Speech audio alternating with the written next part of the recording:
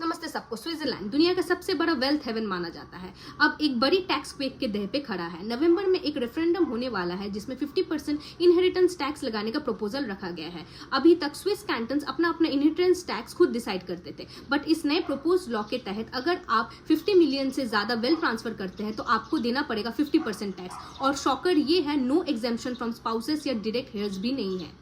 Geneva और Zurich के top financial advisers और ultra rich clients already panic mode में है। एक बैंकर ने बताया कि उनका टॉप क्लाइंट ऑलरेडी शिफ्ट होने का सोच रहा है और बिलियनियर पीटर स्पिल्टर ने इसको as a disaster of Switzerland बोला, क्योंकि उनकी फैमिली को 2 बिलियन स्विस फ्रांस का टैक्स देना पड़ सकता है।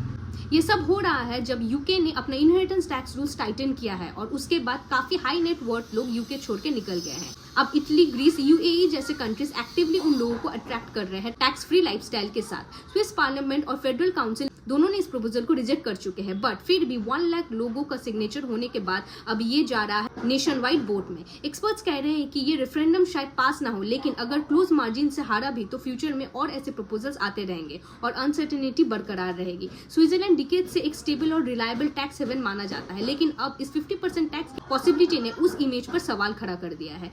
ये मूव स्विट्जरलैंड के इंटरनेशनल बिजनेस इमेज को सीरियसली डैमेज कर सकता है। तो क्या ये प्रपोजल स्विस फाइनेंशियल सिस्टम की स्टेबिलिटी को हिला देगा? क्या बिलियनियर का एक्सोडस शुरू हो चुका है? आपको क्या लगता है, ये टैक्स होना चाहिए या नहीं?